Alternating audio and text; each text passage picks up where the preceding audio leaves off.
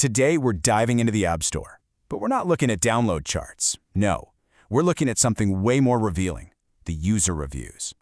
By putting the raw, unfiltered feedback for two totally different apps side by side, we can uncover a really fascinating story about what makes a community thrive and what makes it fall apart. So let's get into it. You know, we all look at the star ratings before we hit download, but the real story, the juicy stuff, it's always in the comments. App reviews are so much more than just bug reports. They're kind of like a real-time stress test for a brand's entire relationship with its users. It's a direct look into the health of a digital community.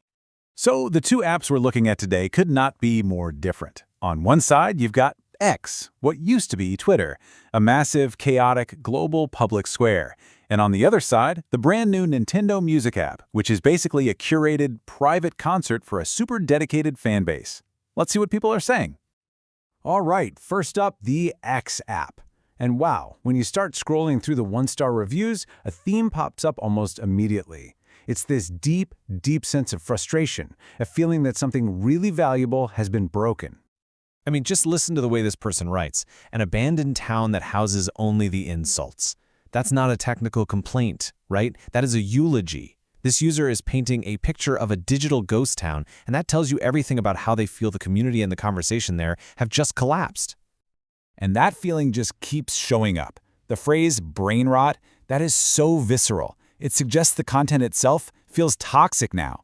And notice, they don't just blame the app. They blame, quote, the people who have ran it into the ground. The anger is pointed straight at the top. And this is where you see just how personal it's all become. The criticism isn't about features anymore. It's a direct, really intense and critical attack on the owner. When your user reviews start to look like this, with this level of personal anger, that's a huge red flag for the health of your brand. So if you boil it all down, the complaints really fall into three main buckets. First, content and safety. People are talking about a rise in everything from hate speech to just plain misinformation. Second, the app itself is just breaking. A technical decline, with basic things like videos not loading properly. And third, overarching all of it, is this constant criticism of the leadership. Okay, now let's just do a complete 180 and switch over to the Nintendo Music app. It is a totally different world over here. The tone just shifts from all that anger and frustration to, well, pure joy. Now, to really get this review, you need a little bit of context. For years, Nintendo fans have had no official way to listen to their favorite game soundtracks. So when this user talks about the 7 Cs, that's a little wink-wink nod to piracy. Nintendo didn't just launch another app. They finally answered a plea their fans have been making for decades. You can just feel the relief in this one, can't you? Amaze sauce. That's the kind of fun, quirky language you only see when a community feels like they've really been heard. This isn't just a review. It's basically a thank you card. And this might be the most powerful kind of feedback you can get. The user who says they never write reviews felt like they had to this time. When your product is so good that it makes someone break a lifelong habit, you know you've done something really, really right.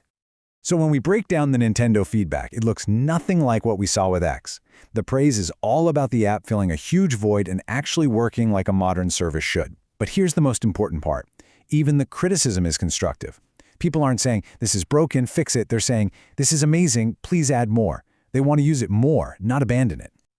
So we've seen both sides of the story. Now, let's just put them right next to each other, because this is where the difference between these two digital communities becomes just crystal clear. I mean, this table really says it all, doesn't it? Look at the overall tone. Hostile and frustrated versus appreciative and joyful. The focus of the critique for X is the entire platform's health and its owner. For Nintendo, it's just about missing songs or features. And maybe most telling is the ask. X users are yelling fix it or even ban the app. Nintendo users are saying, please add this. It really boils down to the brand relationship. One feels like a fight, and the other feels like a partnership. So what's the big lesson here? We've looked at a bunch of app reviews. Why does this comparison actually matter beyond just these two companies? It matters because these reviews are like a live pulse check on the health of a community. This isn't just random people yelling online. It's a super powerful signal. A healthy, happy community wants to build with you.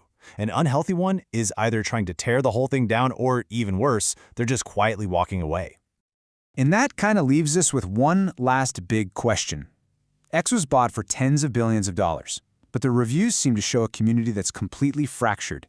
Nintendo released a relatively simple app, and its community responded with just overwhelming love and gratitude. It really makes you wonder, in this world of giant tech buyouts, is a genuine, loyal community the one thing that money just can't buy? Is it something you simply have to earn?